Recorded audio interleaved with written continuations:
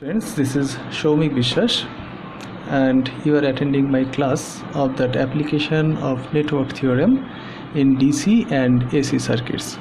So today my topic of discussion is called superposition theorem. So that is superposition theorem. So what the theorem is, how it is working theoretically, quite critical, complicated things filled with different indications. So let us understand the superposition theorem by giving one simple numerical example. Like suppose this is older circuit, I have discussed it many more times earlier in my lectures. This is 5, 10, 15. This is 50 volt plus minus. This is 50 volt plus minus. This all are grounded. So we can make it short also. So what is superposition theorem? That when you are considering the entire current, suppose using superposition theorem I want to know the current flow across this 10 ohm resistance. Now using superposition theorem, what you have to do, suppose not this is this is not 50, this is 100, say.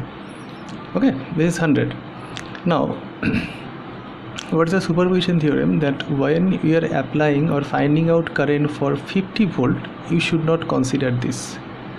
Again, when you are considering the current flow to the entire circuit for this, you should not consider this.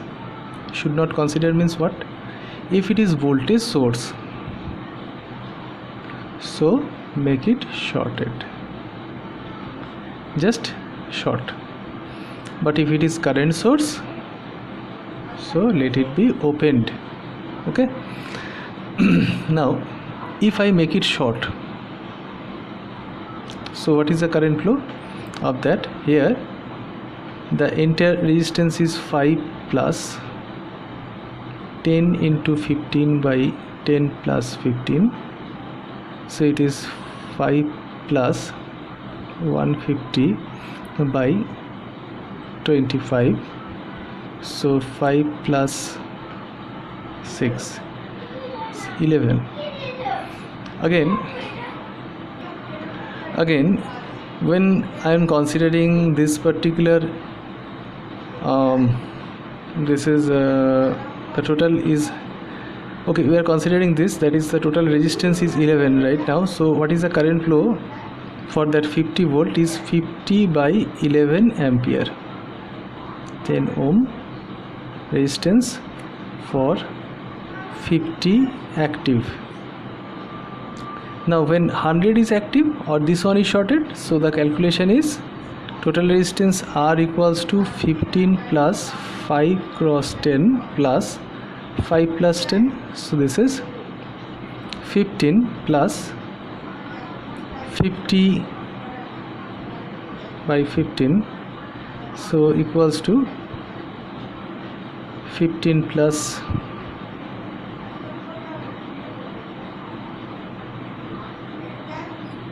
so this is 18.33 approximately.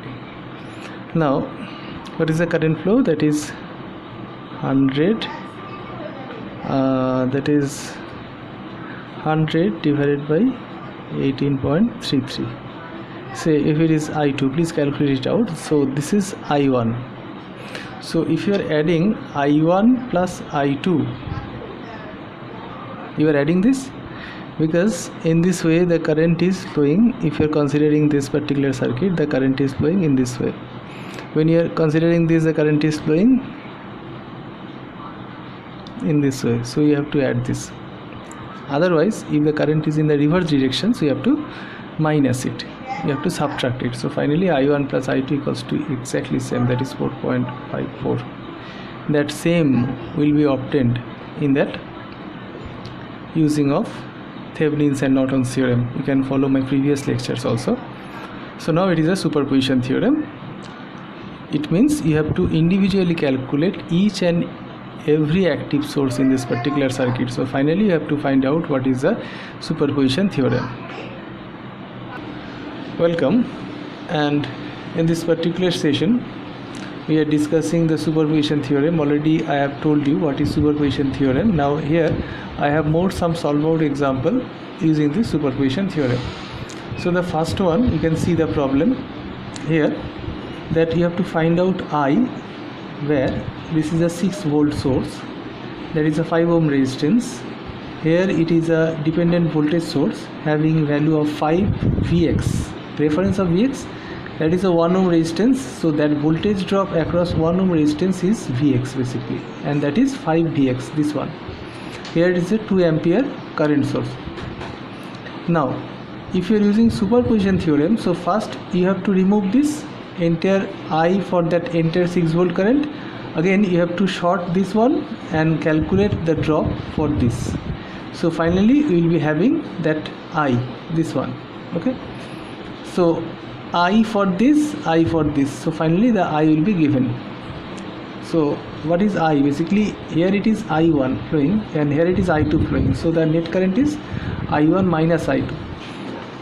So when this one is opened, you are calculating for 6 volt, so you are using this particular one, that 6 minus 5I1 minus 5 Vx plus I1, because it is 1.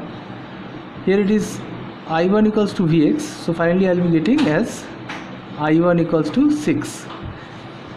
Again here if you are moving this out, 6 volt is shorted and there 2 ampere source you can having, that is 2 ampere source. So this 2 ampere source is finding its path, one through this, another through this. Okay, so the entire current is I2 right here. So what is I2? Basically I2, if it is a loop current, that is I2 basically is the summation of this Ix and minus 2a. It means you can write that 2a is branching in Ix and I2, so 2 equals to Ix plus I2. Okay, so what is Ix? Ix equals to Vx by 1, so Vx plus I2. So if you are considering the entire loop, that is ACBD, so that is ACBD in this particular loop, so here it is minus Vx plus 5 Vx plus 5 I2. Okay, and that entire summation is 0. So finally getting that I2 equals to minus 4 by 5 Vx. Okay, so here that particular Vx is this. So again I can put this in that particular equation. So I'll be getting that 10 volt equals to Vx right here. So if 10 volt equals to Vx, so what is I2 then? I2 is 2 minus Vx, so minus 8 ampere, here it is. And what is I1? That is 6, so total I minus I2, but 8 plus 6, 1 minus sign is there, so it is 14 ampere as an answer. Okay, so that is one problem for the superposition theorem in DC circuit. So I'll be having another problem I did for you, that is question number 2. You can see this here. You have to find V, this particular V, using principle of superposition. So here the active sources, this one and this one, this is not taken consideration of because the active current source and voltage source are of use. So first of all, if this is on and this is removed, plucked off, so it is open circuit.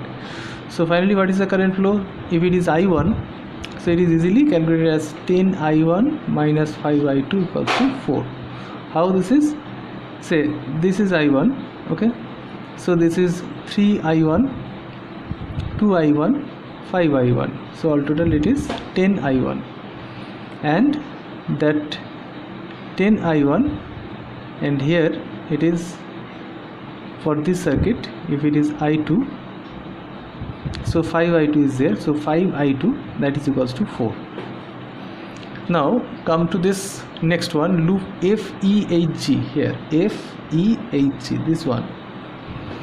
Here if you are considering, so same you can having one equation, that 11 I1 plus 6 I2 equals to 0. How is that? Is I2, so it is 5i2 I1 here. So it is 5i2 minus I1. So 5i2 minus 5i1. Here is I2. So 5i2 plus I2, it is 6i2. Here it is 2v. 2v means what? That is v equals to here 3i1.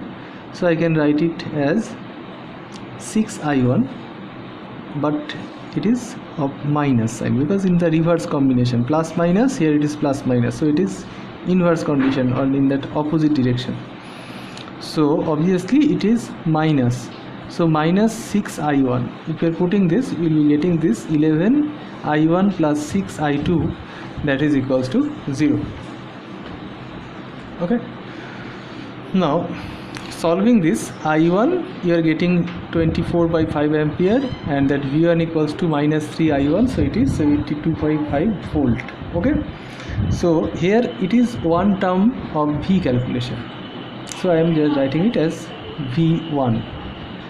On the other hand, when you are making this is shorted and that is active in that circuit, so you can apply KCL or the nodal analysis. So how to get that? That is 2 ampere current if it is V2. So that particular current V2 and 3. So V2 by 3 and V2 minus VE by 2, this particular branch, and the current coming from this particular branch because this is V2. So this is 2 equals to V2 by 3 plus V2 minus V by 2 at node D, right? So if you are evaluating it out, so it will be getting that 5V2 minus 3VB equals to 12. Again at node E, if you are having that same type of problem at node E, so that VB minus V2 by 2, that current VB by 5, this current plus this current, that is VB minus 2 V2 here is divided by 1 equals to 0. You will be getting that particular equation right here. So solving this, you are getting VB and V2 is this. So what is V? That is V1 plus V2. So that is 20.4, and here I will be getting this 14.4. So all total it is around 6 volt.